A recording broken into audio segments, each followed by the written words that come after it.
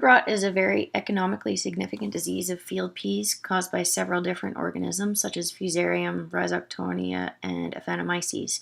Foot rot is a similar disease that causes girdling of the above-ground plant but does not spread to the roots. It can be caused by Ascochyta species, which also causes Ascochyta blight or Mycosphorella blight.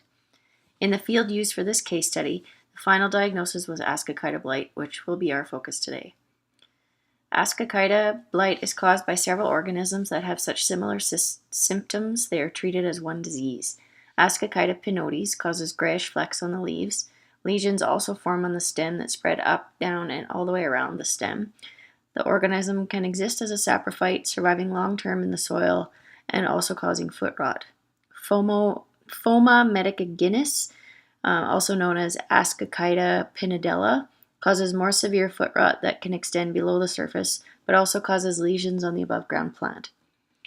Ascochyta PC forms tan-colored lesions on the stems, pods, and leaves with well-defined borders. Pycnidia are visible in the center, and since it doesn't survive well in the soil, it does not cause foot rot. Ascochyta is a polycyclic disease. Each pathogen has a slightly different life cycle. Primary inoculum is infected seed. However, Ascochyta PC can also live on infected debris. Successive generations of Pycnidia extend the epidemic. Primary inoculum for Phoma medicaginis and Ascochyta pinotes, infected seed, debris, and ascospores. However, they also produce pseudothecia that release ascospores all summer long. For the purpose of this case study, Mr. Gunther is an organic producer, and his field was just north of Martinsville. In 2016, he seeded marrowfat peas under contract that was intercropped with oats, and he has a pretty good rotation, as you can see here. His soil test indicated that he had low levels of residual nitrogen and phosphorus, and his micronutrients were also on the low side, with the exception of calcium and magnesium. He seeded May 13th and 14th into good moisture, and we had good moisture this summer, although not excessive on that particular field. He uses pulse crops to supplement his nitrogen. He also used AgTeeb, an organic amendment that includes mycorrhizal fungi as well as rhizobia. Toward the end of May, he also applied grassoline, which is an organic fish fertilizer that helps out with nitrogen and phosphorus. At the beginning of June, he had concerns about his emergence and asked us to come have a look. We determined then that there was some cutworm damage, but there wasn't enough to warrant reseeding. Later on in the season, he asked us to come back as he was concerned about the lack of pods and the few amount of peas inside the pods. We saw that there was significant weed pressure, but also that the plants had dark lesions on the stems. Leaves were dried and shriveled, but had dark spots throughout. Plants also appeared girdled close to the surface of the ground. Photos of the diseased plants were sent to the U of S, and the diagnosis was Ascochyta blight. Management of genetic resistance in Ascochyta blight of field peas is by quantitative genes. These genes are found in the quantitative trait locus, which is the section of DNA that has a mutual connection with the phenotypic variability. As the pea plant grows, the severity of Ascochyta blight increases. Therefore, slow-maturing progeny lines may have a lower susceptibility to the disease. There are currently no pea varieties that are resistant to Mycosphorella pinotes, although wild peas have showed higher rates of resistance, but are tampered when used in breeding programs. Some varieties are more susceptible than others, and longer crop rotations help manage the disease. All of these tools are effective, but do not guarantee lower levels of the disease. Cultural control is a cornerstone in Ascochyta and root rot management. For control of root rot, first, it's important to check the field history. Root rot or spores can persist in the soil up to 10 years. Second, use of resistant cultivars, or at least tolerant varieties. Third is crop rotation. Avoid short crop rotations. Plant peas once in 5 years. Some studies indicated that early seeding can escape the infection. It is important to minimize the seed damage and watch airspeed of seeder. Pre-cropping with oat or brassica green manures show the potential for reducing severity of root rot caused by Aphanomyces. Tillage such as moldboard plowing, could result in rapid breakdown of infested crop residue.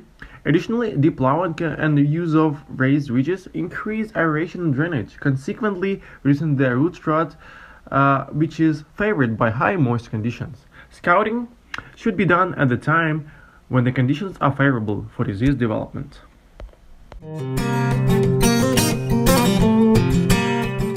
Ascochyta blight, similar to root rot, can be controlled by crop rotation.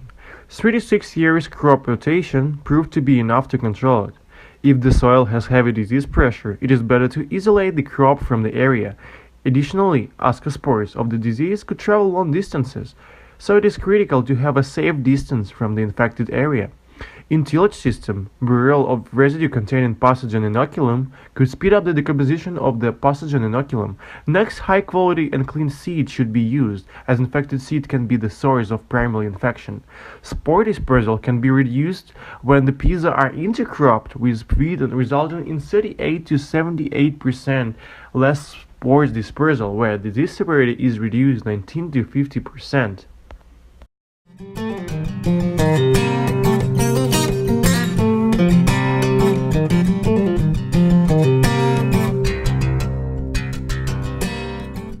Since our grower is an organic producer, it's hard for him to use chemical control, as there's no organic fungicides registered for the disease in Canada.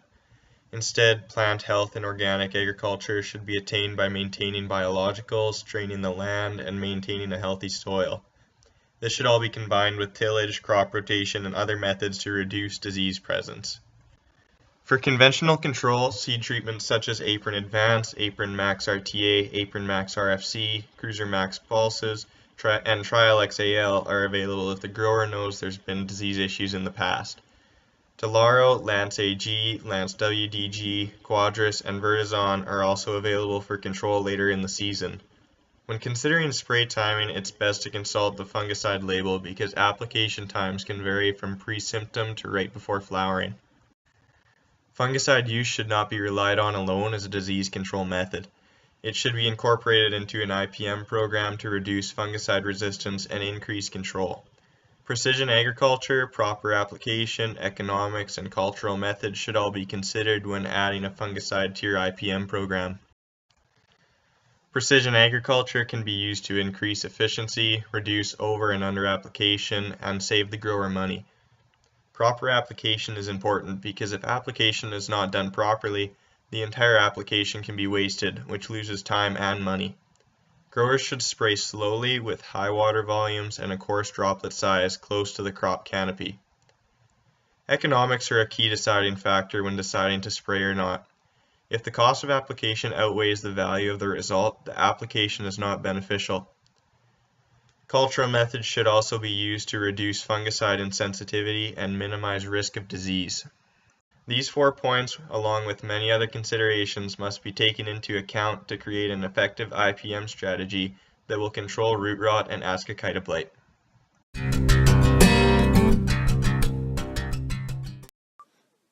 Weather conditions are an important factor that have an effect on the development of Ascochyta blight in field peas.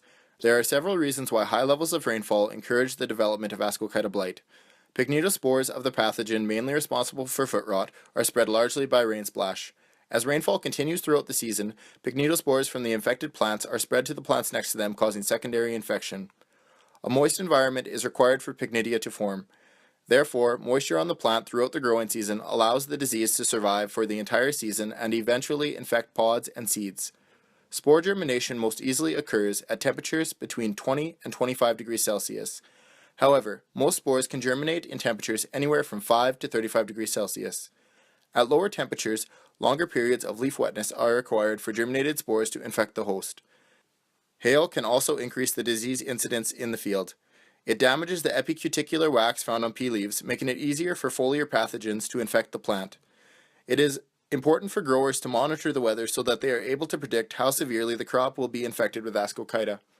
Weather stations near or at the field can be used to monitor the range of temperature and the amount of precipitation that the site receives. In conclusion, Ascochyta blight is a fungal disease that can have detrimental effects on a pea crop. The best way to manage Ascochyta blight in field peas is by using an IPM approach. This includes considering genetic resistance, biological control, cultural control methods, chemical control practices, and environmental dynamics. Organic marrow-fat pea producer Steve Gunther already uses several IPM strategies to minimize the effects of Ascochyta blight and other root rots of peas on his farm. There are several ways that Mr. Gunther could attempt to lower his disease incidence. These suggestions include practicing even longer crop rotations and considering burying infected crop residue. He should also pay close attention to any new resistant varieties or biological fungicides that come onto the market, because these could be additional tools to manage Ascochyta blight.